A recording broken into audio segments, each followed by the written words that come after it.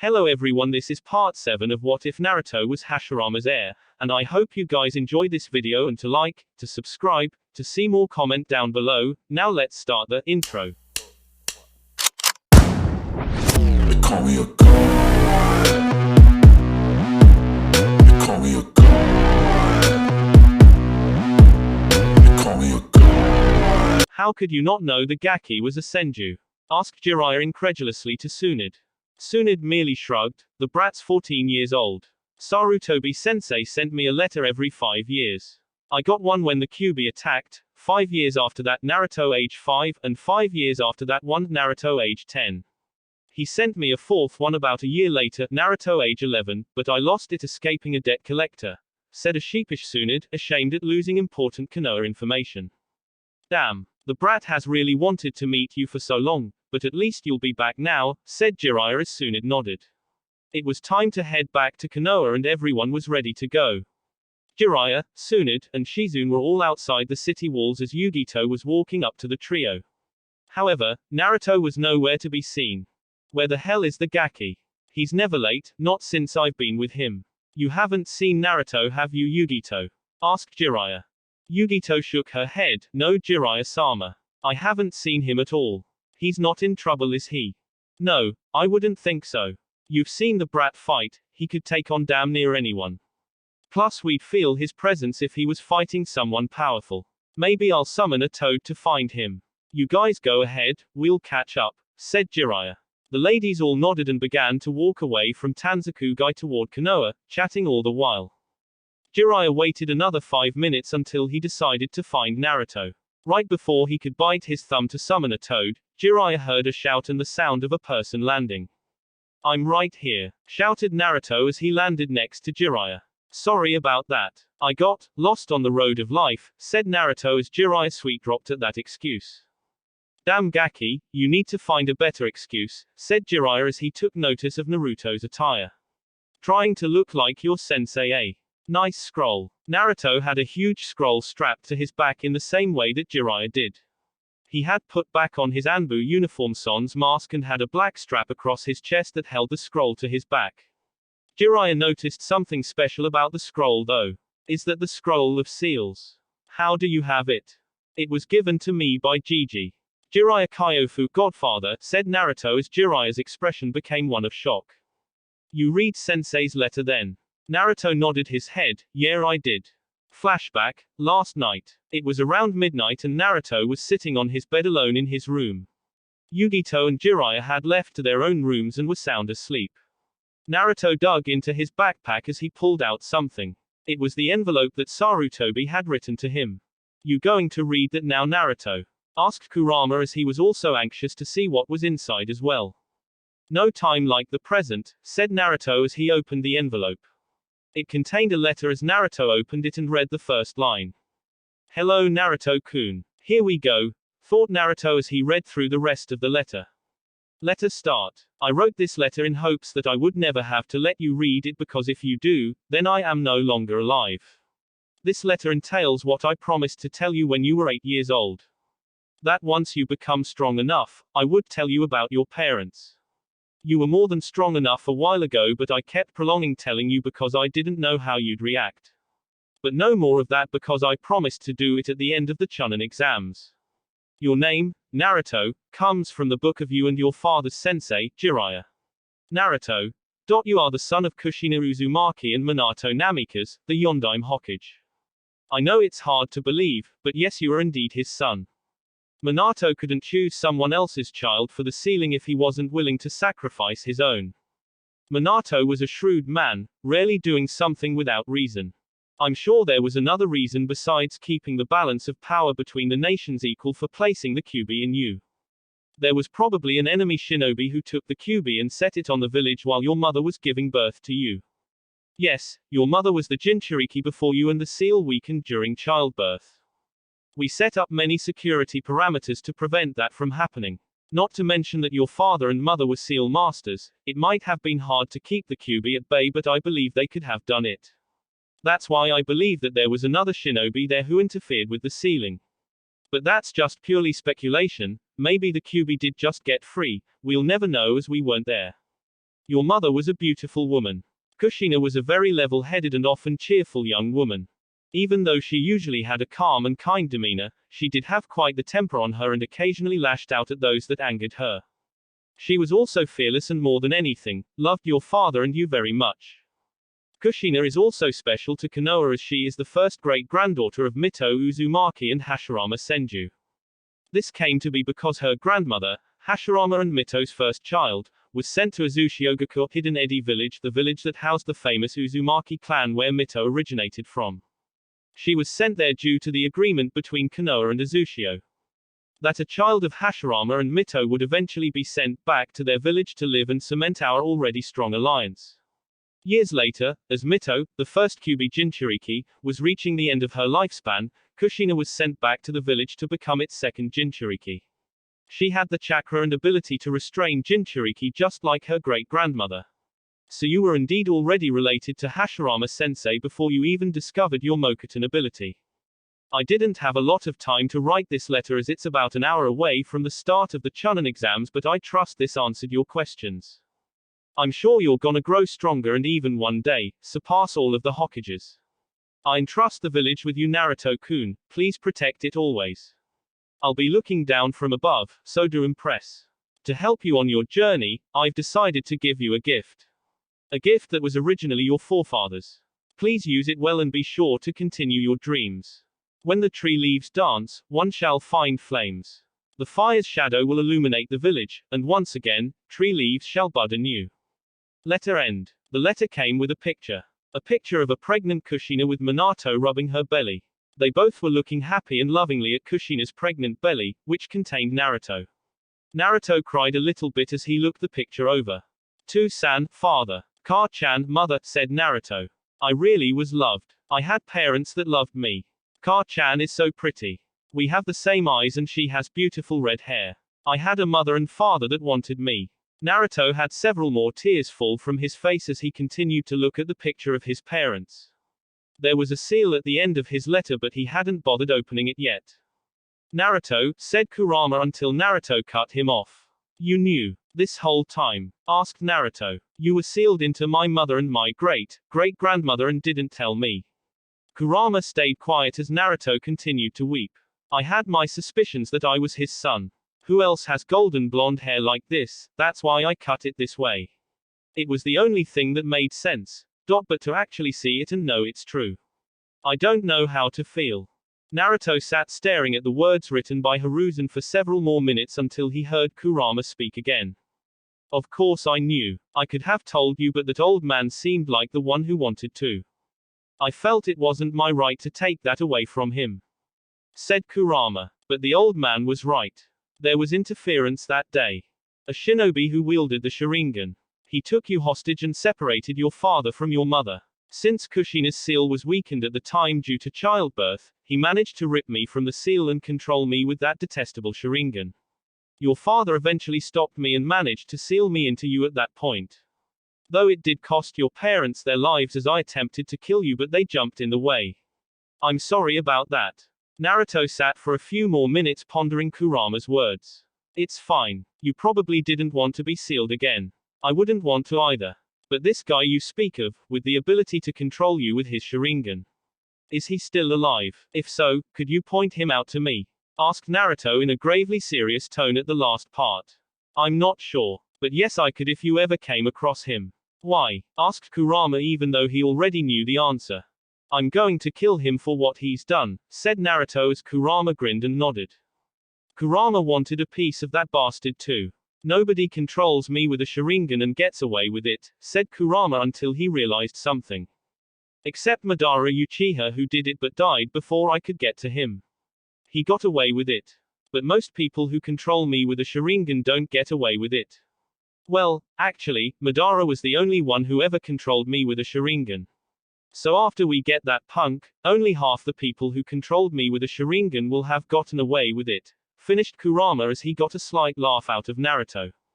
Naruto then remembered the last part of Sarutobi's letter and placed his hand over the seal. A puff of smoke later and a huge scroll landed in Naruto's lap. The scroll of seals, said Naruto as he recognized the scroll. Why did he give it to me? It's supposed to be for the Hokage's eyes only. Well, it was owned by Hashirama Senju. It probably has techniques in there that someone with your ability can use. Plus, he knew it would safer in your hands anyway. It was stolen once before, remember? Said Kurama as Naruto nodded. Yeah, Mizuki became a traitor and tried to steal it. Who's to say someone else won't? I'll let Jiraiya-sensei. Jiraiya Kyofu and Tsunade-bachan know in the morning, said Naruto. Naruto destroyed Sarutobi's letter as he laid back down to get some rest. Minato Namikaze and Kushina Uzumaki. Naruto didn't get much rest that night as he sat up thinking about his parents. Flashback end. Jiraiya looked at Naruto as he said, "So you know I'm your godfather." "Yeah, it's pretty cool actually. Why do you think I called you Jiraiya Kyofu?" asked Naruto as he saw Jiraiya's shocked expression. "What? You're not even mad or anything. I could have raised you?" asked Jiraiya as he picked back up his jaw. "Meh," said Naruto nonchalantly. "Why should I be? There's no use crying over the past. I'm not going to be a chump and bitch about why you were never around. I never asked to be checked on, I just wanted to find someone to acknowledge me and I got that with Gigi and a few others. Plus, you had duties to attend to and probably your own things to deal with, since Minato was your student," said Naruto as he then took on a thoughtful expression. "Plus I couldn't imagine what I'd be like if I had you as an active influence on my life during my childhood. And now, at least I know who gave me my sweet little Gama-chan." Naruto pulled out what appeared to be a wallet shaped like a toad and rubbed it against his face lovingly. Jiraiya smiled down at Naruto. "You took that better than anyone could have expected, Gaki. I'm proud of you. So are you going to change your name or something? Naruto Uzumaki Namikaze Senju or something weird like that? That would be too stupid and I still don't think you should tell people about your parents," said Jiraiya as Naruto shook his head in agreement. "What the hell kinda name is that? That's way too long in the first place. Being a Senju is fine enough and I understand about not telling people about my father and mother. I already have a huge bounty, I don't need a bigger one," said Naruto. "Well great then kid, let's get on the road. And maybe we'll find a better way to conceal that scroll," said Jiraiya as Naruto nodded. "Well, Orochimaru did seal a summoning contract on his arm. I'll probably put a tattoo on me to store the scroll in and only take it out when I need it. Can you do something like?" said Naruto as Jiraiya smiled. "Of course. We'll do it when we get back to Konoha. Let's catch up to the girls first," said Jiraiya as he and Naruto took to the treetops to catch up. Konoha, several hours later. "Man, today is so boring," shouted Kotetsu as he slammed his forehead onto the desk of the guard booth. Kotetsu had been assigned gate guard duty again and was really getting bored with what was going on, or rather the lack of what was going on. Izumo chuckled slightly. "You're right, but I have a feeling something good will happen. The last time I felt this feeling was when we saw that Anbu with Jiraiya-sama," said Izumo. Izumo then noticed several figures approaching in the distance. "Seems some people are coming." Kotetsu got prepared to write down the names as he then gasped slightly. That's Tsunade-sama," shouted Izumo as he recognized the blonde lady in front of them. "She's with Jiraiya-sama and Shizune-san. And that same Anbu. Did they return her to the village? Wait, that's Naruto. Naruto looked toward the gate as he saw Izumo and Kotetsu. Those were the Chunin who placed that genjutsu on the door during the Chunin exams. "Oh hey, guys. Damn, you guys stay at this gate. Do you guys have eternal gate guards in Kumo Yugi-chan?" asked Naruto as he turned to Yugito. She had gone unnoticed by Izumo and Kotetsu up until that point. Yugito laughed slightly. "Yeah, we do. They are always at the gate as well. Ever since I could remember," started Yugito until she was stopped by Kotetsu from entering Konoha. "I'm sorry, ma'am. We cannot allow you to enter our village under any circumstance," said Kotetsu as Yugito shook her head. "But I'm here to show our treaty papers to your Hokage. The previous 10-year agreement is ending soon and I'm here to re-establish it." "Here are my papers," said Yugito as Izumo shook his head. "That's the thing. We don't have a Hokage at this point so we can't allow you to enter." "Sorry," said Izumo. Izumo then heard a series of coughs from Naruto that sounded vaguely like, "Tsunade is the new Hokage. She's fine. I'm the god, I'm Hokage, so she has my permission. So could you please let her through?" asked Tsunade as Izumo fainted in shock.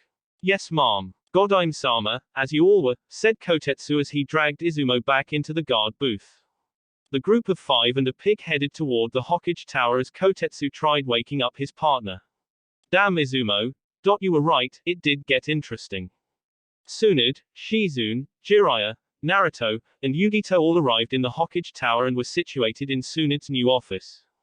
I can't believe I came back here. Let alone became the Hokage, said Tsunade as she took in a deep breath and exhaled. Naruto smiled and threw a hand around Tsunade's shoulder. But you are, and it's for the best. The village needed you and it's definitely going to be much better off with you back here, said Naruto as Tsunade smiled. We'll see about that, brat. But technically you're the only Konoha ninja I've met and I'm sure there's a crap ton of stuff I have to do before I can truly settle in. So get the hell out of my office and do something with your life. I'm sure I'll see you again soon. We have many things to discuss, Naruto. Senju, said Tsunade as Naruto nodded in understanding. Naruto looked at Yugito expectantly. Oh right, said Yugito as she pulled out the scroll written by the Raikage and handed it to Tsunade. Tsunade opened the scroll and read through its contents quickly. After about a minute or so Tsunade nodded. Looks good. I'll give you a reply scroll after a couple of days once I consult with a few people.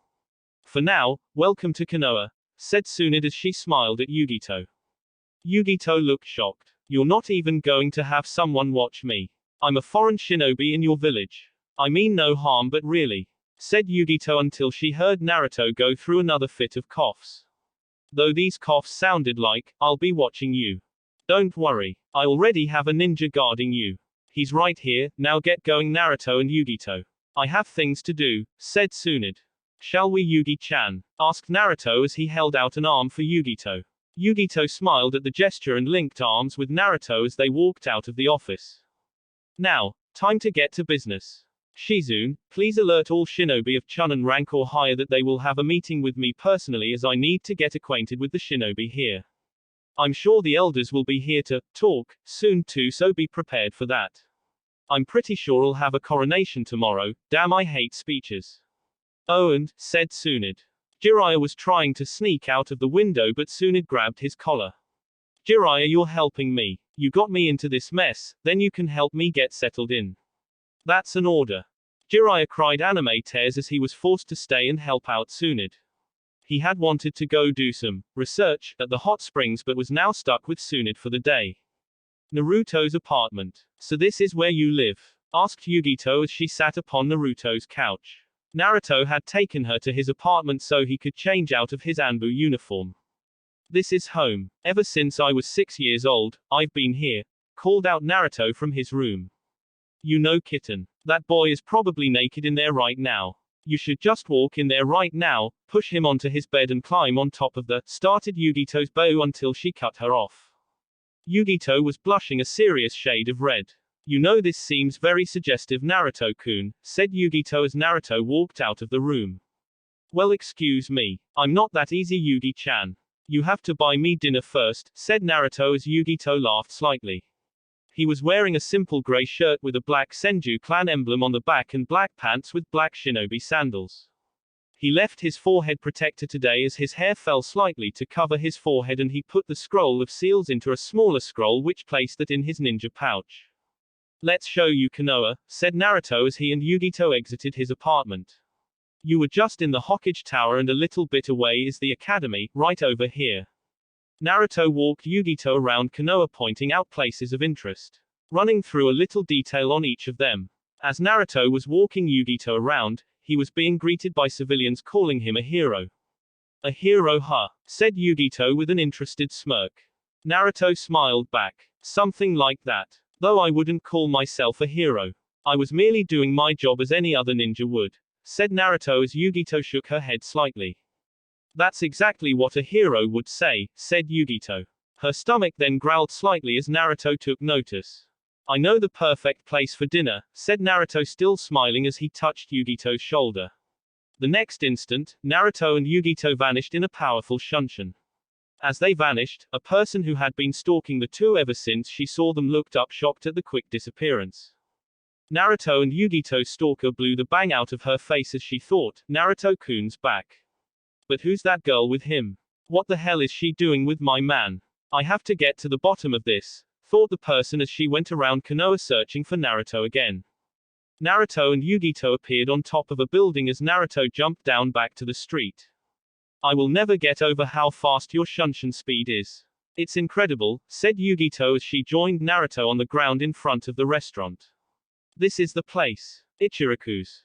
Trust me, it's the best ramen. No, food, in the world, said Naruto as he opened the flap for him and Yugito to step inside. Yo, old man and Ayami-chan. I'm back. Out from the back came the owner of the restaurant, Tuki. Naruto, my boy. You're back. And oh ho. Who's the pretty lady with you? Asked Tuki as Yugito blushed slightly. This is Kumo's hell cat, Yugito ni. She's in town for a little while as we do peace talks between villages, said Naruto, who stopped Tuki from asking his next question. Yes, we have a new Hokage. It's Tsunade Bachan. Tuki nodded his head and smiled happily at the announcement. Tsunade-sama is the new Hokage. That's great news. So great, that your meal is on the house, Naruto, and your dates too, said Tuki as Naruto fist pumped in the air.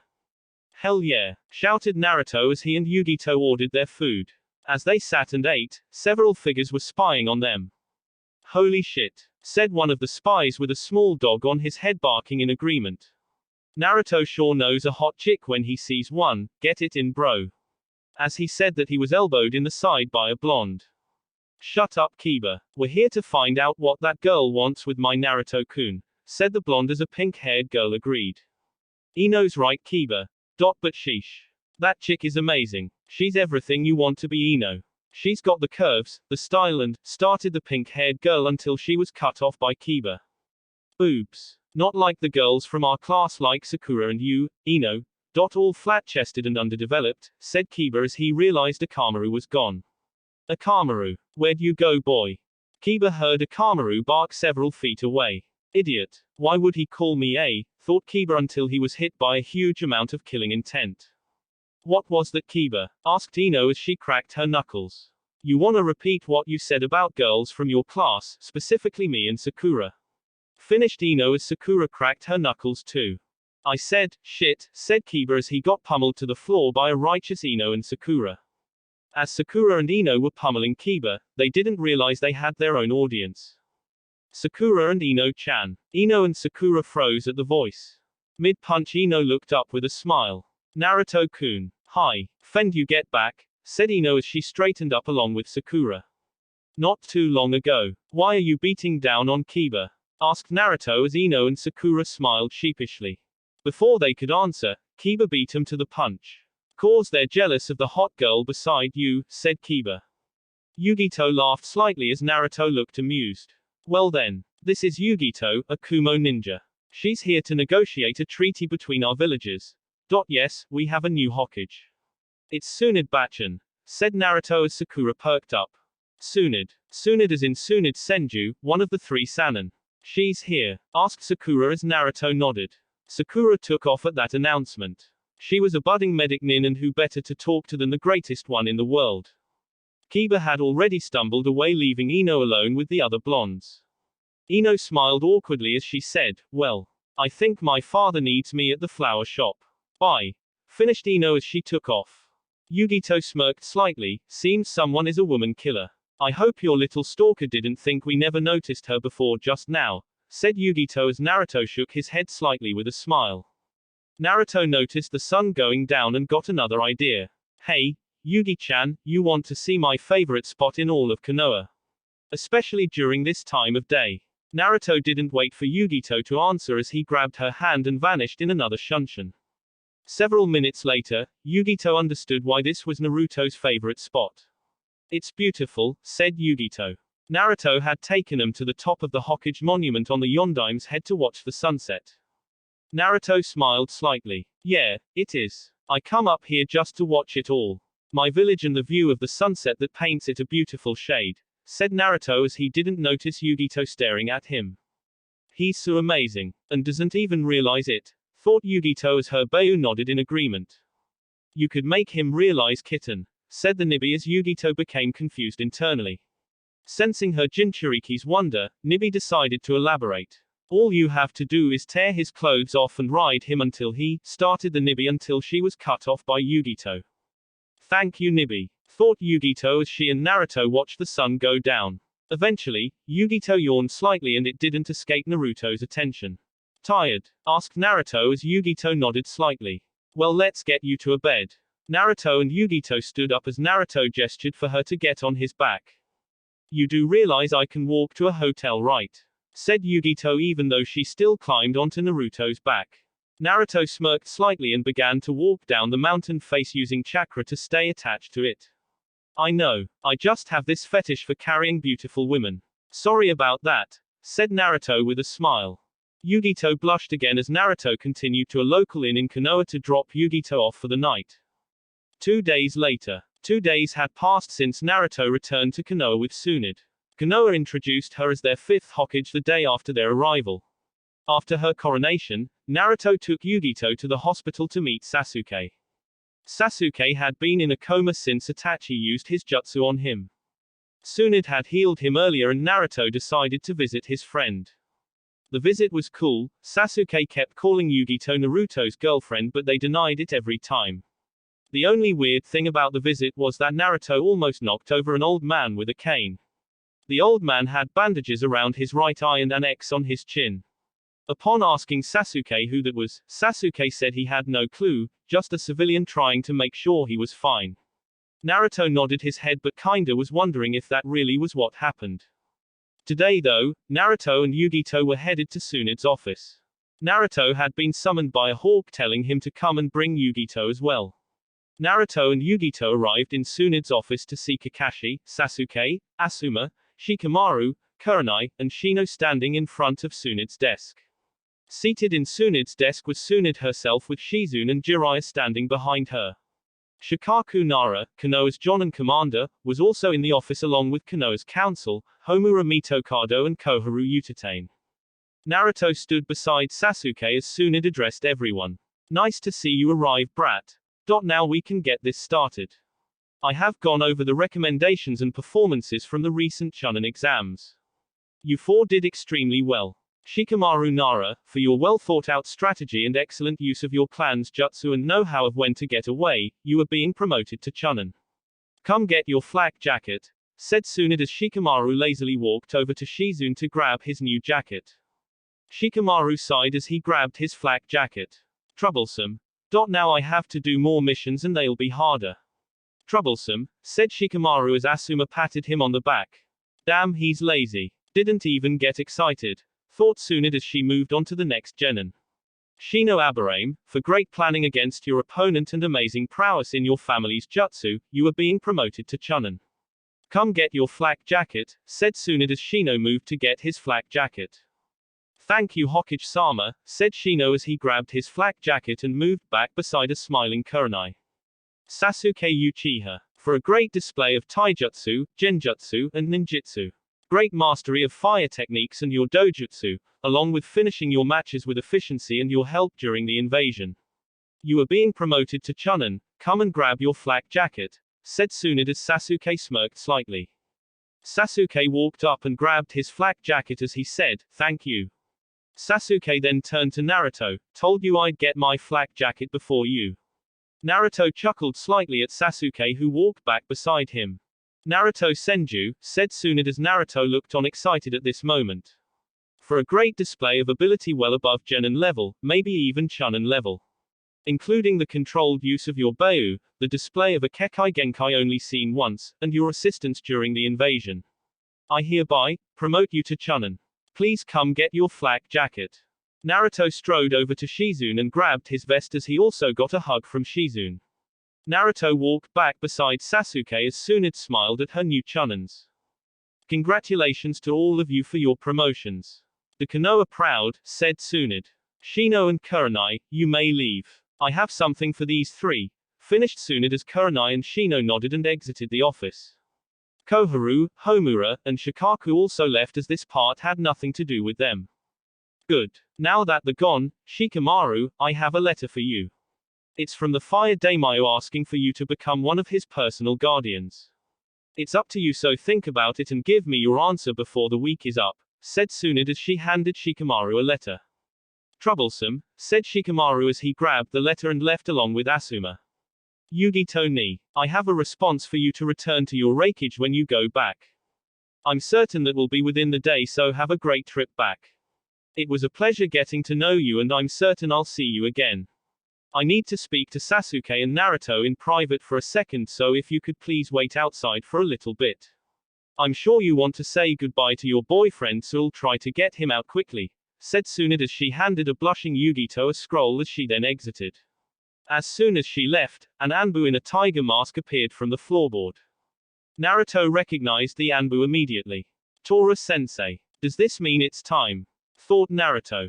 Naruto Senju and Sasuke Uchiha. I'm assuming you both still want to be Anbu, said Tora as they both nodded their heads. Good. Be at this location at 8 a.m. sharp. Don't be late. And only bring yourselves and your Anbu equipment. See you then, finished Tora as he dissolved back into the floorboard. Well, I'm out of here. Good luck tomorrow, you two. I'm so proud of you guys, have fun, said Kakashi as he puffed away in a shunshin. See you tomorrow morning, Sasuke, said Naruto as he and Sasuke fist bumped. Naruto walked out of Tsunade's office as he found Yugito seated outside. You wanna go get your stuff? Asked Naruto as Yugito nodded. Naruto and Yugito walked to go and get her stuff ready to leave. After about an hour, Naruto and Yugito were situated at the village gate. Well, this looks like it's it for a while, said Yugito as Naruto nodded. True that. Unless you decide to come to find me again. I wouldn't mind that at all, said Naruto as Yugito smiled. Yugito lunged at Naruto, who was unprepared for her sudden movement. Yugito wrapped her arms around his neck in a hug. Thank you for this past week. It's been one of the best of my lives, said Yugito, still pressed into Naruto. Naruto finally got over his shock and hugged her back. No problem. We'll make a better one next time we meet. That's a promise, said Naruto, still hugging Yugito. Yugito could feel Naruto's ever-prominent warmth. Yugito gathered some courage from said warmth and moved her head back slightly, which made Naruto look toward her. Before he could say or do anything, Yugito pressed her lips against his.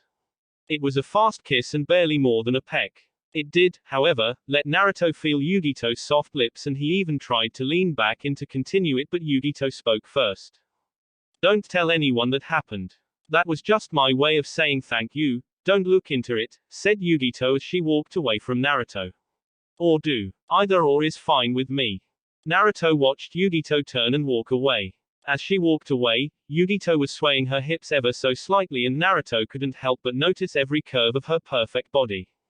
That's just not fair, thought Naruto as he watched her all the way until she disappeared off the path. Damn, you were winning this whole time and then she hits you with that. Yugito 1, Naruto 0. Good luck evening the score, said Kurama as Naruto smirked slightly. I'll definitely even the score. But first, I need to see Jiraiya-sensei about that tattoo, then I'll get prepped for tomorrow, big day ahead, thought Naruto as he walked back through the gate. Hell yeah, Naruto. Bagging that Kumo bombshell. I saw that kiss just now. Way to go, shouted Izumo at the gate. Izumo and Kotetsu had watched Naruto and Yugito the whole time and clearly caught all the action. Naruto rubbed the back of his neck sheepishly as he vanished in a shunshin to escape that conversation. Damn, he's gone already. You get the picture for Jiraiya-sama? Asked Izumo as Kotetsu nodded and held up a picture. You know I did. Ika Make Out Tactics, first edition with his autograph. Score. Said Kotetsu as he held up the picture of Yugito and Naruto mid-kiss. The next morning, Naruto arrived at the location given to him by Tora. It was a subtle gesture with his hands as he spoke that Naruto guessed was a sort of test to make sure you were Anbu material. Naruto was wearing his Anbu uniform and had bandages wrapped around his right shoulder down to his bicep. Naruto noticed Sasuke walk up about 2 minutes later and held out a fist to his friend. Nice of you to catch that yesterday, said Naruto as Sasuke smirked. He flashed his Sharingan. I have the best eyes out of us two, of course, I caught that small detail. You ready to be an Anbu? It's hard out there, said Sasuke, bumping fist with Naruto as he let his Sharingan fade. Naruto nodded his head until he realized something. Hard out there? What do you mean? Have you been out there before? Asked Naruto as he questioned Sasuke. Sasuke had been acting fishy lately. Before Sasuke could answer, an Anbu in a snake mask appeared. Hello, recruits. Today marks the start of your specialized training to become an official Anbu, said Heavy Snake as Naruto looked confused. Training? I thought we were already in. Asked Naruto as he got a sense of dread from Heavy. He could feel the sinister smile of the Anbu that only one lady he knew had. Of course Anko is Heavy. Oh no, thought Naruto as Heavy pulled out a kunai. No, my dear Gaki. That was just an invitation. The real fun begins now, and if you survive these next 2 months then you'll make it. If not, then you'll not be one, you may even die. Who knows? Said Heavy as she then said, welcome to hell. 2 months later, there was a full moon tonight as two figures stood atop the Hokage Tower. They were both clad in Anbu uniforms, one with a raised collar and hawk mask on. The other was standing with his golden blonde hair swaying with the gentle breeze as he held his Gama mask in his hand. It was Naruto and Sasuke dressed in the same Anbu uniforms they wore during the Chunin exams, with swords now strapped to their backs. You ready? Asked Sasuke through his mask. Naruto placed on his own mask and replied, ready. At that word, both of the two vanished into thin air and arrived in front of a building. Right outside the door, Tsunade was standing there waiting for them. As the two landed, Tsunade nodded her head at the two, who nodded back in reply. Tsunade looked proud at the two shinobi in front of her. One was her nephew and the other was his best friend. They were ready. From everything she had seen in the past 2 months, they were as formidable as they come. Two ninjas who were well on their way to becoming the best. Both of them were friends and also rivals. For a brief moment, Tsunade thought she saw her grandfather and Madara, but she quickly dispelled that thought as she opened the door and escorted the two new Anbu inside. It was time for Gama and Taka's Hawk initiation into Anbu. As the Hokage, it was Tsunade's job to oversee the initiation ceremony. After all, they were directly chosen by her and meant to serve her, so of course, she would be there. Tsunade opened a huge double door as she motioned for Naruto and Sasuke to enter. Upon entering, Naruto and Sasuke noticed several Anbu standing around a small lighted area in a circle. Naruto and Sasuke both entered the small circle as then noticed Kakashi standing there reading his orange book. Kakashi-sensei, of course he'd be here. He was an Anbu captain, thought Naruto as Tsunade stepped in front of the two recruits. All of the surrounding Anbu, including Naruto and Sasuke, bowed at Tsunade's appearance. Kakashi merely threw out a mock salute as he continued to read his book. My fellow shinobi, we are here today to welcome two recruits into Anbu. Gama, Taka, please step forward, said Tsunade as Naruto and Sasuke approached Tsunade. The other Anbu picked their heads back up as Tsunade continued to speak. They have passed the trials of an Anbu and have been sworn in to protect Konoha at all costs. By the power invested in me by Konoha, I hereby announce Naruto Senju and Sasuke Uchiha as official members of the Anbu Black Ops. Welcome your new brothers. As Tsunade said that, the swirl marks on Naruto and Sasuke's left arm, between their shoulder and bicep, glowed red until it became its original black again. Several of the surrounding Anbu came down to greet the new members. How you do think they'll do? Asked Tsunade as Kakashi snapped his book closed. I'm sure they'll be fine, Tsunade-sama. Trust me, I was their sensei after all, said Kakashi as Tsunade nodded. Seems they'll be just fine, thought Tsunade watching Naruto and Sasuke interact with their new teammates. Time skip 3 months later. Ha ha ha ha. Damn right. That had to be the easiest village yet. Shouted a man with an Iwa headband on. He was surrounded by a little over 20 other shinobi. All with different headbands representing Mizu, Iwa, and 2 from Konoha. They all had one thing in common, their headbands all had a long slash through them, signaling their statuses as missing nins.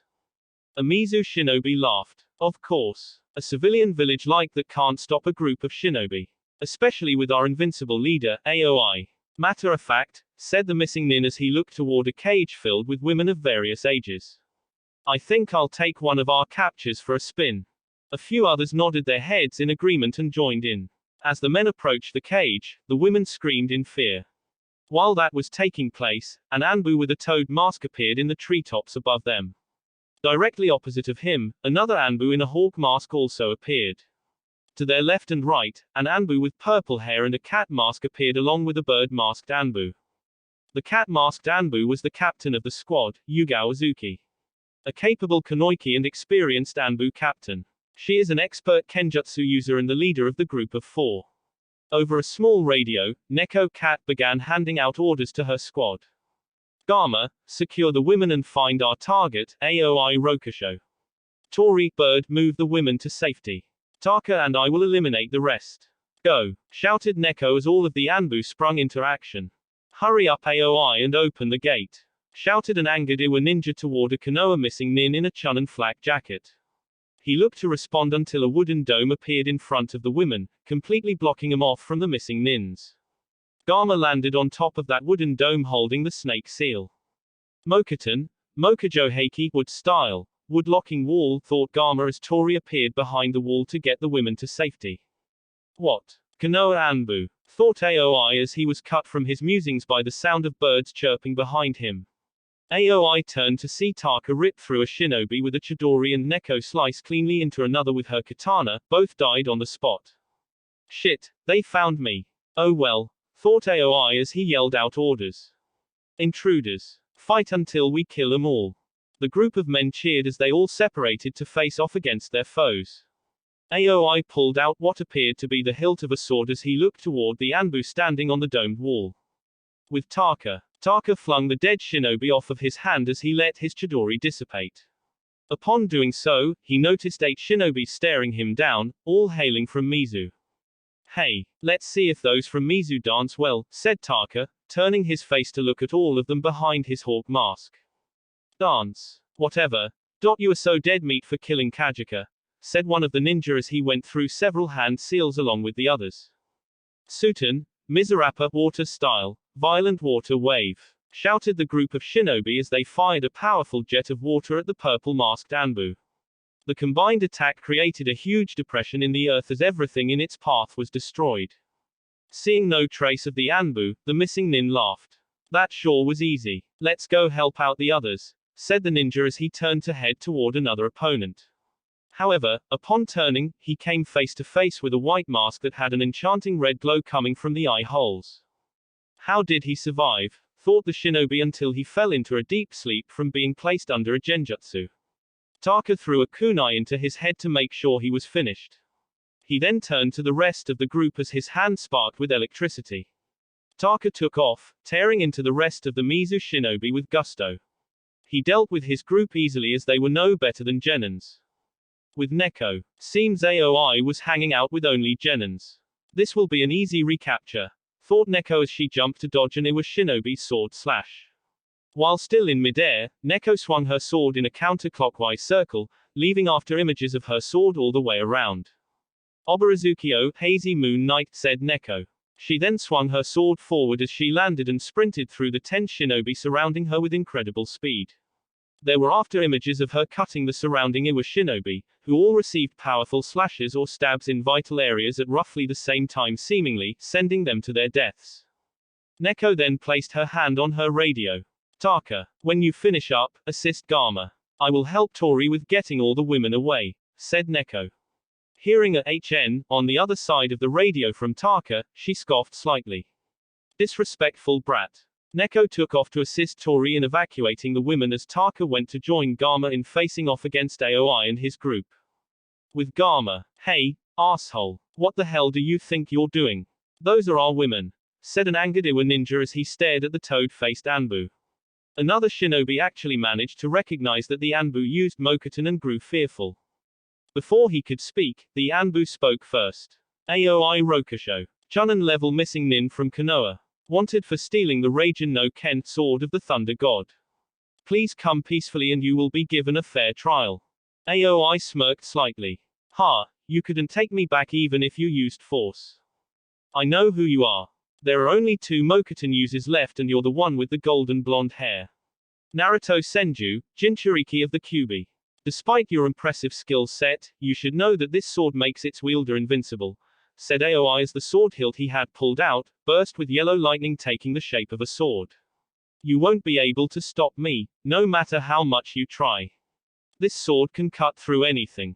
Some of these surrounding shinobi looked conflicted. They all knew of Naruto Senju and what he was capable of. But they also knew what Aoi could do and how powerful he was with that sword. However, they didn't want to be around for the battle. Gamma didn't give them a chance to run away though. Mokuton, Shikuro no Jutsu, wood style. 4-pillar prison technique, said Gama as he flashed through 4 hand seals. A huge wooden cage rose from beneath the group of shinobi, trapping them in a wooden box. Gama threw several kunai attached with explosive notes on both corners of the box facing him. The tags began to burn, signaling an imminent explosion. "Get out. It's going to explode," shouted an Iwa shinobi as he and several others tried breaking out of the technique.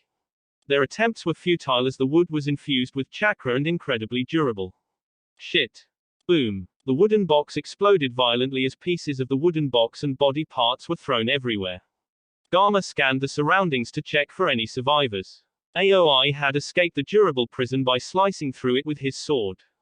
There was also another ninja laying beside him with a few singes on his clothes. Seems Aoi survived, and is that another Konoha ninja? Who is that? Thought Gama as he looked toward the still smirking Aoi.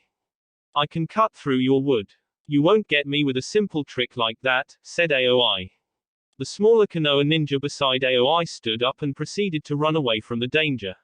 "A date. You coward," said Aoi as a date began fleeing the scene, leaving just him and Gama alone. As Aoi was turning around, he saw Gama appear in his face with a shunshin holding a Rasengan.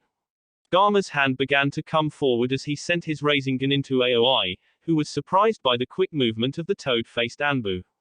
Aoi, though surprised, reacted quick enough to parry the jutsu with his sword.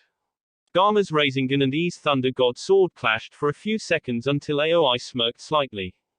"You don't seem to realize how powerful this sword is. With this sword, I am invincible," shouted Aoi as he cut through Gama's Rasengan cleanly. The sword continued as it sliced into the Anbu's shoulder and took his arm clean off. Aoi looked pleased with the results until the Anbu in front of him turned into wood. A clone. Then where is the real one at, thought Aoi until he was cut off by the sound of another Rasengan. The real Gama was situated above Aoi as he sent Aoi crashing into the ground with a Rasengan to the back. As Aoi laid prone in the small crater created from the Rasengan, Gama retrieved the Raijin no Ken and placed it in a sealing scroll.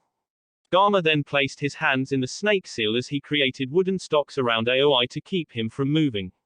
"Shit. It's suppressing my chakra. I can't get out," thought Aoi as he struggled against the binds. "There's no need in trying. Someone of your caliber can't break out of that with physical strength. You were nothing but a mere chunin teacher at the academy, who couldn't hack it in Konoha and decided to go rogue." "It's over," said Gama as he then hit Aoi to send him into unconsciousness. Taka appeared back in the clearing right after Gama knocked Aoi out. Taka had a date, the Konoha shinobi who tried to escape earlier, slung over his shoulder. Taka had easily caught up to and subdued a date. Upon capturing him, a date spilled the beans about everything. From his being fooled by Aoi into stealing the Raijin no Ken, to getting forced to go rouge with him or die. A date tried to continue but Taka just knocked him unconscious as he didn't care anymore, not that he cared in the first place. After Taka told Gama about a date, Gama touched his radio to tell Neko. "Teiko, we have captured missing Nin, Aoi Rokusho, and retrieved the Raijin no Ken. We even caught missing Nin, a date Morino," said Naruto as he waited for a response. Gama didn't wait long as Neko immediately responded. "Good work. I have already sent word to the retrieval team. Abiki will be at your coordinates shortly. Once he arrives, meet us at the rendezvous point. Out." Gama nodded his head as he waited patiently with Taka for Abiki's arrival. After about an hour of waiting, Gama sensed several presences nearing their position. Shortly afterward, Abiki and several other torture and interrogation shinobi appeared. "Thank you for your work here. Your job is done, we'll take it from here," spoke Abiki as his men went to grab Aoi and a date.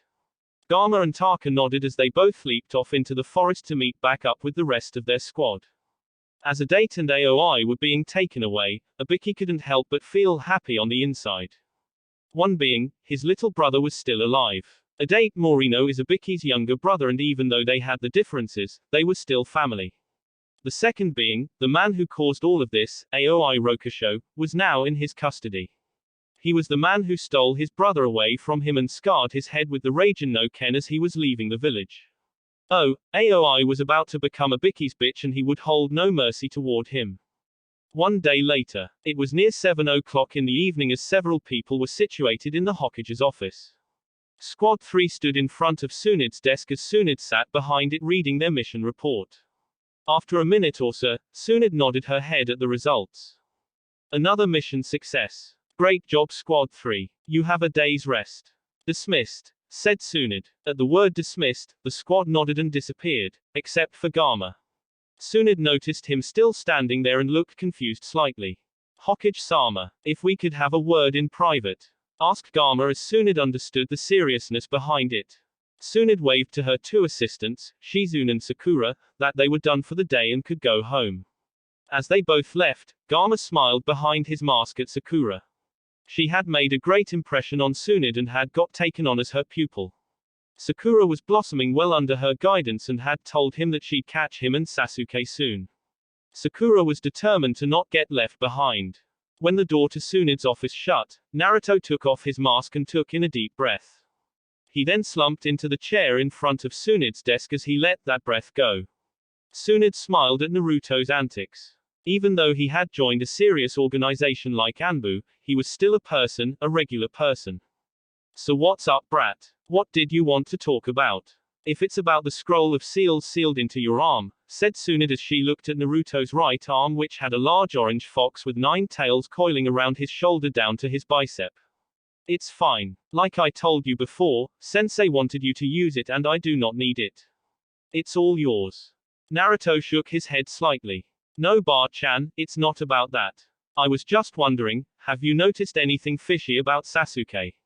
Asked Naruto as Tsuned looked confused. What makes you think that? Asked Tsuned. Naruto placed a hand under his chin as he went into a contemplative pose. Well, have you noticed how he made the transition into Anbu so easily? It's not a knock on his skills or anything but even Tenzo-sensei and Yugao-senpai think the same, said Naruto as Tsuned nodded her head. True, he does seem like he's done this type of work before but I don't believe that's enough to warrant him acting fishy. Kakashi could have been helping him learn about it just as Tenzo has been teaching you. So there has to be something else that makes you say that. Questioned Tsuned. Yeah, 2 more things actually. First, he had a visitor during his time in the hospital and I bumped into that guy when I went to see Sasuke with Yugito. He told me he was just some civilian wishing him well but the guy had chakra like a ninja. Do you know of any old, crippled guy with a bandaged right eye and a scar on his chin that looks like an X? Asked Naruto. Tsuned showed no outward reaction but internally was shocked. Danzo. What the hell could he want with Sasuke? Thought Tsuned as she nodded to Naruto. Yes, that's Danzo Shimura, an old teammate of Sarutobi-sensei. He was quite skilled as a shinobi but got crippled during the Third Shinobi War and has been an advisor ever since. You really have never seen him? Asked Tsuned as Naruto shook his head no. No, I've never seen him in person but I have heard stories about Danzo from Gigi. Of course not. I'm not sure many people in Konoha have even seen Danzo, let alone heard of him, thought Tsuned. And the last thing was what he said to me. It wasn't necessarily the last thing but he told me to remember that every leaf in the forest has 2 sides. What the hell could that mean? Do you know? That's an old code from the Third Shinobi War. But that's only used by Konoha shinobi who go on S-rank missions and try to avoid persecution from the higher-up shinobi. Only the Sannin, Sensei, and the advisors know that code. Danzo must have told Sasuke. But why would he need it? I'll have to get down to the bottom of this, thought Tsuned as she shook her head no to Naruto's question. Of course, she knew about the code but why make Naruto grow even more worried about his friend? She'd handle it so it'll be fine. Tsuned then smirked slightly as she decided to get off the serious topic with Naruto. She was off duty so why not have a little fun? Tsuned pulled out a picture and slid it toward Naruto. Naruto looked confused as he wondered what she was trying to show him. He picked up the picture and blushed immediately. How did you get this picture? There's no way that you could have took this. It was just me, Yugito. Izumo and Kotetsu took it, said Naruto. He was holding a copy of the picture of his and Yugito's kiss. Kumogaku's Hellcat and the Orange Fox of Konoha sharing a kiss. You do realize a picture like this would make someone extremely wealthy. Especially since we have to make copies of all letters sent to different villages. Like the ones exchanged between you and Yugito these past few months. I never knew you'd be so, said Tsunade, holding pieces of paper that held the contents of Naruto and Yugito's letters. Naruto immediately snatched the letters out of Tsunade's hands as he tore them to shreds.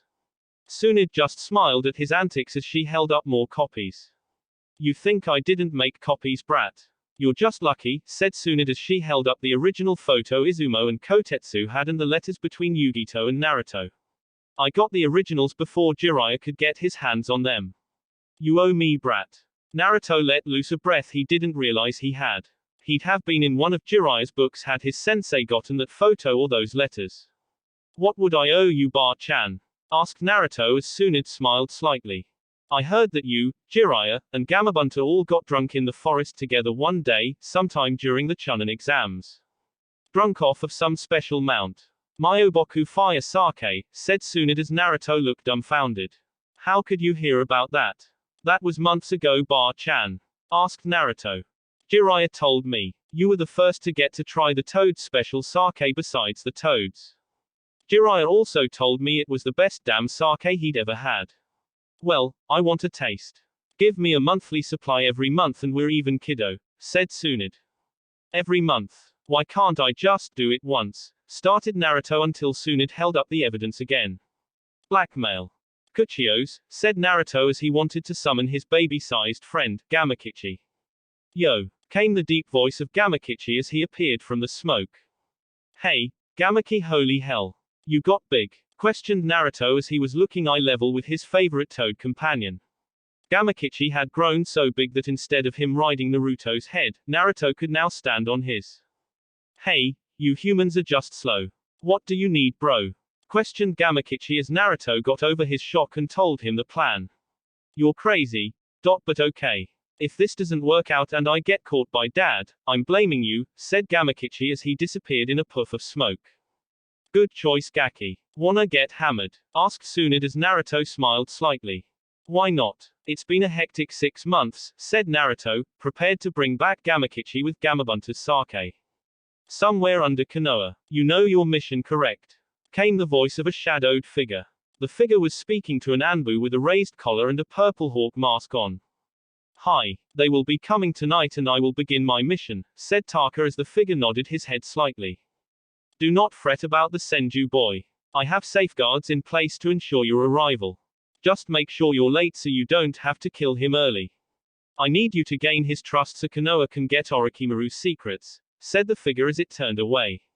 Before exiting fully, the figure spoke once again. To be a shinobi is to sacrifice oneself. Closing your eyes to the sunlight, distinguishing yourself in the shadows. That is the true form of a ninja. You're doing a great service for your village, never forget that. Taka looked up as the figure vanished. Hi, Danzo-sama, said Taka as he also left to prepare for his escorts to take him to Orochimaru. The next morning. So close, said a panting Naruto. Naruto was laying on the ground in his Anbu uniform, but instead of his Anbu mask, he had on his headband. He was covered in bruises and had a few burn marks on his skin, but otherwise was fine. A chuckle was heard from a slightly beat-up Kakashi standing in the clearing with Naruto. Ma, you could have one had you used your tenant's power, Naruto, or even your Kekai Genkai. But it does seem like I'm not that old yet, said Kakashi with a nice smile. Stupid Sharingan. I'll surpass you someday, Kakashi-sensei, said Naruto as he stood up. So you going on that mission now, right? You're almost 4 hours late. Oh yeah, I almost forgot. Thank you for reminding me. I should be back tomorrow though. It's a simple one. So I'll see you around, Yarne, said Kakashi with a mock salute as he disappeared in a puff of smoke. I still can't beat Kakashi without using Kurama's power or my Mokuton. I'll get him eventually. But for now, time for some ramen, said Naruto as he vanished in a shunshin to his favorite eatery. Several hours later, Naruto handed an old lady a bouquet from the inside of a flower shop. Here you go, ma'am. Have a wonderful day, said Naruto with a smile. After eating, Naruto decided to help out at one of his favorite places in all of Konoha, the Yamanaka flower shop. He was having a swell time and it seemed to get better as Shikamaru walked in. Yo, Shikamaru. What's up? Said Naruto as he then noticed Shikamaru's frantic movements. Naruto, you're here. Good. Tsunade-sama said she needs us for an urgent mission. It's important, said Shikamaru before he finished speaking.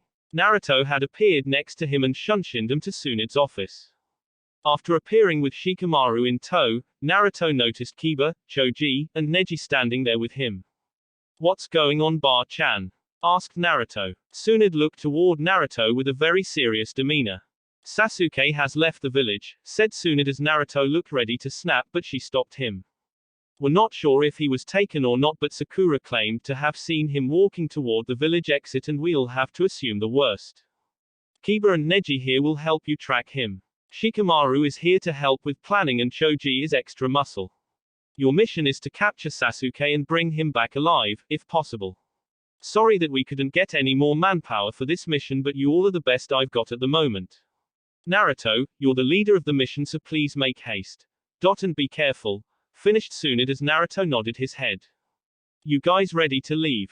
Asked Naruto to his team. After a collective nod from everyone, Naruto took off out of Tsunade's window with them behind him. Kiba, can you find Sasuke's trail? Kiba sniffed the air slightly as he nodded his head. I already did while Shikamaru was looking for you. Follow me, said Kiba as they all leapt away from the village, heading toward where the Valley of the End was. Naruto. Sasuke wouldn't become a traitor, would he? Naruto had a serious face as he continued sprinting. I don't know, but let's not discuss pointless things. We'll just ask Sasuke when we catch up to him, said Naruto as the team sped through the forest at a rapid pace. As they were heading in the direction of the trail, Neji voiced his opinion. Naruto-san, shouldn't this mission be for Jonin or at least a team of Chunins? Why is Hokage-sama sending 2 Chunins and 3 Genins? Asked Neji. Naruto didn't answer due to Shikamaru answering for him. True as it may be, this mission is definitely not supposed to be given to us. However, my dad told me that the village is very short-handed at the moment due to the invasion. Meaning, missions are being taken no matter what to help with the rebuilding, leaving the village with few shinobi to guard it. Due to that, that's why we were handed this task. Neji nodded in affirmation as Kiba decided to make his thoughts known. Who cares? We're going to kick some ass and take Sasuke back to the village. It's simple, said Kiba with the utmost confidence. Shikamaru, Chuji, and Neji smiled at the opinion as it was definitely needed for the overall morale. However, Naruto didn't smile, he merely nodded at the words and continued to sprint through the forest, still setting a rapid pace. Sasuke better have a damn good excuse for deserting the village. Naruto seems pissed and I wouldn't want to be on the receiving end of it, thought Shikamaru as the group kept leaping through the forest. Sprinting for nearly half a day and taking a rest during the night. The next morning. Naruto, we're getting close. I can see the group of 4 sound shinobi. And they are carrying a large circular box, said Neji, who had his Byakugan activated since Kiba said they were nearly upon them. They have stopped moving. It looks like they are carrying out a ritual. Shall we strike now? Asked Neji to Naruto as they landed in the trees surrounding the sound ninjas. It seems like the best idea. To ambush them and retrieve Sasuke. Shikamaru, what do you think? Said Naruto. Naruto was positive it was the best plan, but why not ask Shikamaru? It wouldn't hurt anything to hear from the genius. Shikamaru looked thoughtful for a few seconds but ultimately nodded his head. That's perfect, but we need to strike now. Everybody ready? Asked Shikamaru. Seeing everyone's nod, Shikamaru turned back to the group in front of them. Let's go. When Shikamaru said the word go, a kunai with several explosive notes attached to the end landed on the tree beside the group. Shit, they spotted us, thought Naruto as the group jumped away to avoid the explosion, not without receiving the shockwave which ended up sending him further than intended. Naruto and Neji landed on their feet despite that, but Kiba, Chuji, and Shikamaru crashed into the ground, skidding slightly. The Senju kid. This will make it tough. But he still can't compete with Orochimaru-sama's cursed seal, thought Kidomaru, a member of the Sound 4 with 8 appendages, 6 arms and 2 legs. Well, look what we have here. I threw the kunai into the trees to catch a snake and instead caught several bugs, said Saken, the member of the Sound 4 who had 2 heads. Jirobo, stop them. The chubby member with an orange mohawk nodded his head as he went through several hand seals and said, Doten Kekai, Dorodomu, Earth Release Barrier, Earth Prison of Magnificent Nothingness. A large dome of earth quickly molded itself around the Konoha shinobi, imprisoning him inside as Jirobo kept his hands on the barrier.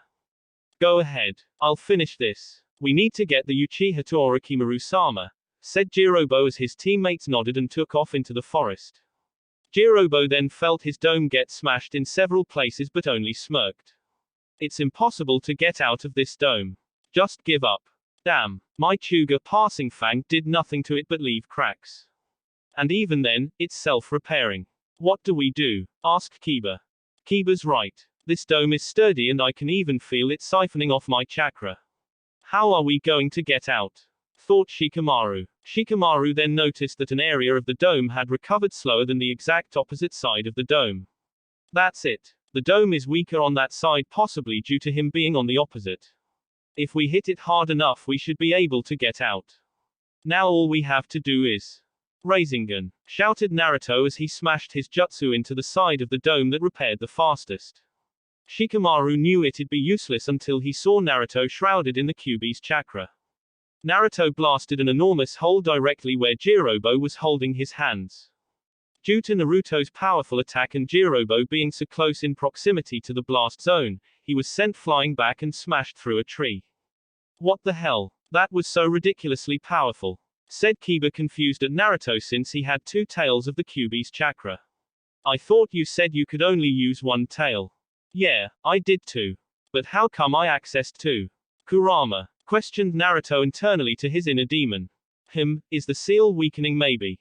Or could it have been last night when Jiraiya spotted you passed out after singing songs with that Senju woman? He did touch your stomach slightly, so maybe he loosened the seal. I wasn't really paying attention to it, so I can't really know.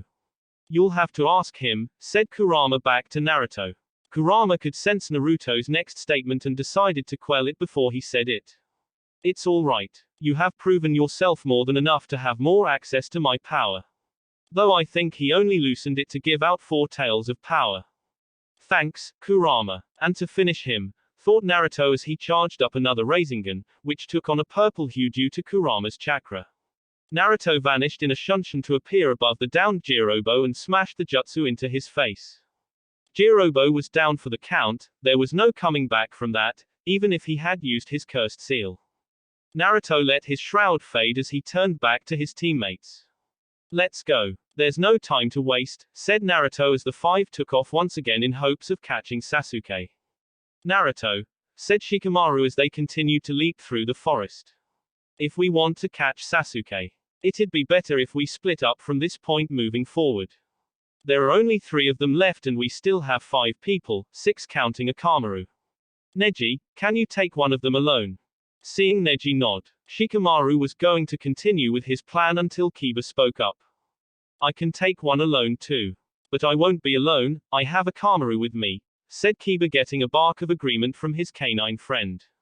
Plus, I owe the 2-headed freak for calling us bugs, finished Kiba, thinking about his teammate, Shino. Bugs are cool. Shino showed me that. Shikamaru sighed slightly. Well, if you think so, then that settles it. Kiba can take the 2-headed dude, leaving Neji to take on either the girl or the one with 6 arms. Joji and I will take on whoever he doesn't face, leaving Naruto to get Sasuke and get him back to Konoha, said Shikamaru as the group nodded their heads at the plan. Naruto placed his hands in the snake seal.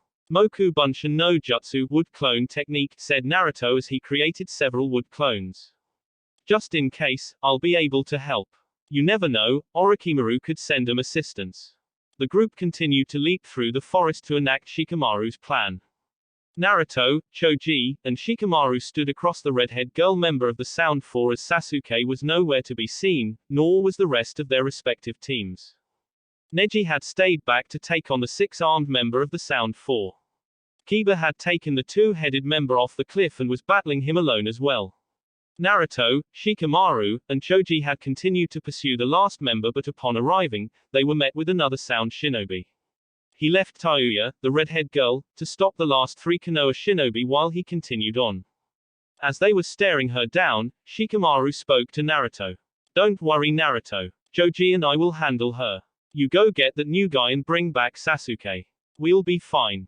Naruto nodded his head and leaped past Tayuya while Shikamaru and Choji distracted her. Naruto easily caught up to the newcomer and stopped him in the middle of a field. Sasuke was still in his barrel as Naruto faced down the white-haired shinobi, Kimimaro if that was his name since the redhead said it upon his arrival. Yo! Said Naruto as he landed in the field with the other ninja. The ninja had pale skin, green eyes, 2 scarlet dots on his forehead, shoulder-length white hair. He wore a light lavender, loose-fitting, long-sleeved, zip-up shirt, black pants cut off around mid-calf, bandages wrapped around his ankles, shinobi sandals, and a purple, rope-like belt tied in an inverted bow around his waist. If Tayuya comes back, I'll kill her, thought Kimimaro as he turned to face Naruto. Let's see. How should I kill you? What does Orochimaru want with Sasuke? Asked Naruto. It is of no importance. You came to get him back and it's my job to get him to Orochimaru. No need for negotiation, replied Kimimaro in a monotone voice. Come. Naruto vanished in a shunshin at that word to appear in front of Kimimaro and threw a hook out at him. Kimimaro shifted his head back with ease as he dodged Naruto's punch. The ninja then lashed out at Naruto with a sword strike. Except his sword appeared to be made of bone.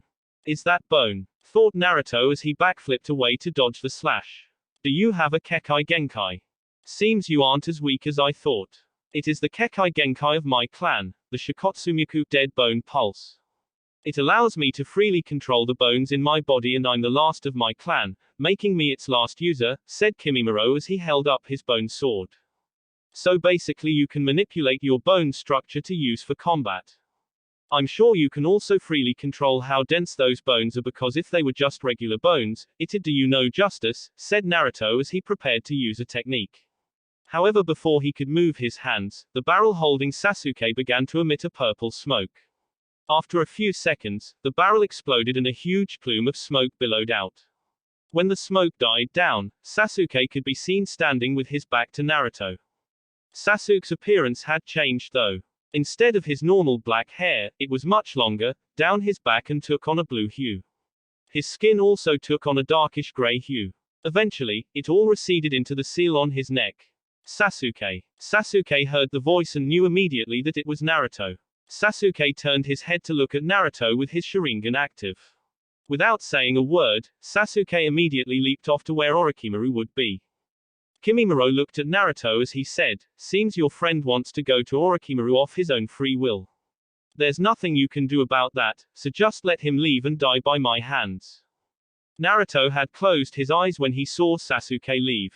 Upon hearing Kimimaro speak, Naruto immediately opened his now blood-red eyes and stared at where Sasuke had jumped off to. His eyes. Seems he has a strange chakra inside him, thought Kimimaro as he noticed Naruto's red, slitted eyes. No matter. I have to stop him. For Orochimaru-sama's sake. Kimimaro ran toward Naruto as he prepared to stab into him, only to get kicked away by a green blur. Konoha Senpu, Leaf Whirlwind, came the voice of the new arrival. Poised in his green jumpsuit, Rock Lee stood in front of Naruto in the beginning stance of the Goken. Lee started Naruto until he was cut off by Rock Lee. Please go on Naruto-kun. I saw what Sasuke-kun just did. I'll handle this guy. You go get our comrade, said Rock Lee as he stared down Kimimaro. Naruto said nothing as he jumped on after Sasuke. After several minutes of following where Sasuke had jumped to, Naruto landed on a huge statue and saw Sasuke on the opposite one. Sasuke! Yelled Naruto as Sasuke stood facing him. Naruto noticed he was standing on the head of his forefathers, Hashirama Senju, statue in the Valley of the End. Sasuke stood opposite of him on Madara's head as he looked toward Naruto. Naruto, said Sasuke as he looked toward Naruto with his Sharingan blazing. What are you doing? Are you really leaving the leaf? Questioned Naruto as Sasuke didn't say anything. It doesn't matter. I'm going to kick your ass and drag you back, said Naruto as he prepared to clash with his best friend. Sasuke still hadn't said another word as he and Naruto jumped into the air and clashed. Naruto caught Sasuke's punch as Sasuke blocked Naruto's knee. The two landed on the water below, still locked in a struggle for dominance. After a short while, the two separated and stood opposite each other on the water of the river. Naruto's eyes were still red as he looked at Sasuke. So you really are trying to leave? Sasuke's Sharingan spun slowly as he finally responded to Naruto. Yes. There are things that I need to accomplish. As Sasuke said that, Naruto flared his chakra to dispel a subtle genjutsu placed on him. You know genjutsu of that level doesn't work on me, said Naruto as he performed a shunshin to appear in front of Sasuke. Naruto was already throwing an uppercut that Sasuke dodged by stepping back before he had to jump over Naruto's leg sweep. As he jumped over Naruto's attempt at his legs, Sasuke lashed out with a kick to Naruto's head. Naruto evaded Sasuke's kick and grabbed his ankle. Naruto then stood back up spinning as he tossed Sasuke away violently. Despite the speed at which he was tossed, Sasuke managed to somersault and land on the side of the wall as he went through several hand seals. Kaiten, Gokakyu no Jutsu, fire style, grand fireball technique, said Sasuke before he unleashed a huge fireball at Naruto. Naruto placed his hands on the surface of the water as he prepared to defend against the fireball. Mokuton, Jukai Heki wood style, world of trees wall, said Naruto as dozens of branches rose from the water, interlocking as they grew in size to form a large wall. Sasuke's fireball smashed into Naruto's wall as after a few seconds, the wall stood firm despite the blackened areas due to the fireball's heat. I don't have time to play around. Kurama, thought Naruto as Kurama immediately understood and channeled chakra into Naruto's system. Naruto gained an orange chakra shroud as he charged up a Rasengan.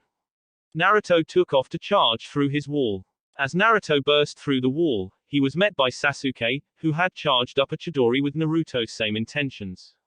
Sasuke had black, flame-like patterns going on his face since he used some of the curse seal to combat Naruto's Beiyu cloak.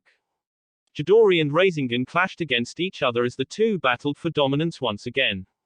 You should know that this was a mistake, said Naruto as he gained a tail of chakra. Naruto then easily blasted Sasuke away since Ibiju's power, especially Kurama's, would trump Orochimaru's power boost any day. Sasuke smashed into the wall of the ravine. As he laid in the wall, Sasuke smirked slightly as he let Orochimaru's cursed seal recede. You're right, Naruto. That was a mistake on my part. However, Ibiju's power means nothing when compared to the full might of the Uchiha clan's Sharingan, said Sasuke as he came out of the wall while opening his eyes. His eyes were a different pattern though. Sasuke's tomo spread and converged along the edge of its iris, taking on the appearance of three intersecting ellipses. His eyes also inverted colors as there was a black eye with red designs. Kurama immediately recognized the shift in his eyes. Naruto, that is the Mangekyo Sharingan. Those eyes have the power to tame tailed beasts, be wary of him, said Kurama as Naruto looked on with narrowed eyes at Sasuke. Sasuke's eyes seemed to glow slightly as he stared at Naruto. Let's see how you dance against my new eyes. That will be it for this video. If you want more, comment down below, like, subscribe. And see you guys later.